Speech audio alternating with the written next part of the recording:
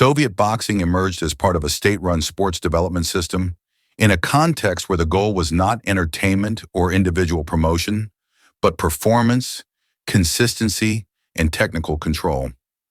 The Soviet Union integrated boxing into a national model rooted in amateur and Olympic competition, where athletes were developed from an early age through standardized methods, constant evaluation, and gradual progression.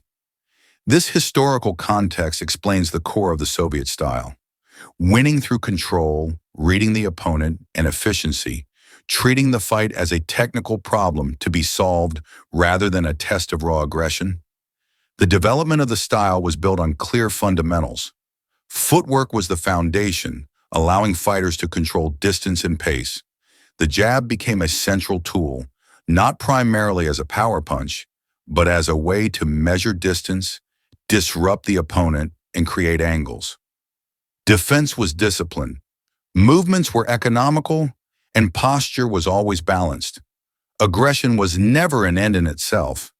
It appeared only when there was a clear advantage in positioning, timing, or accumulated fatigue.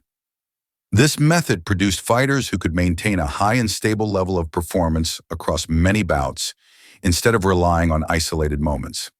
This technical base did not disappear with the end of the Soviet Union. On the contrary, it became the foundation from which many post-Soviet boxers evolved in the modern professional era. Dmitry Bivol is a direct example of this legacy. His career is built on composure, tactical discipline, and precision. Bivol controls the center of the ring, maintains ideal distance, and neutralizes more aggressive opponents through positioning, reading, and pace management. His victories come from consistently making correct decisions round after round, which led him to world champion status.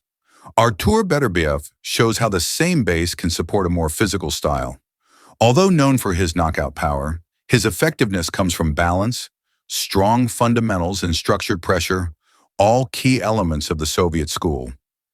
Gennady Golovkin, known as GGG, developed one of the most effective pressure styles in modern boxing, built around a dominant jab, strong ring cutting, and high defensive control while advancing. Oleksandr Usyk represents perhaps the most complete adaptation of this system, carrying Soviet principles into heavier weight classes through mobility, endurance, spatial awareness, and the ability to control larger opponents. The influence of Soviet boxing lies in its ability to serve as a technical base for different individual evolutions. Without this structure, these fighters would not display the same consistency, adaptability, or longevity. The style prioritizes efficiency of movement, precision, control of space, and tactical intelligence, reducing risk while increasing long-term effectiveness. The physical traits most favored by this system include coordination, aerobic endurance, strong legs, balance, and mobility rather than pure explosive power. Ultimately, Soviet boxing does not produce short-term champions, but complete fighters capable of sustaining elite performance and adapting the same technical foundation to different competitive contexts, which explains its lasting relevance in modern boxing.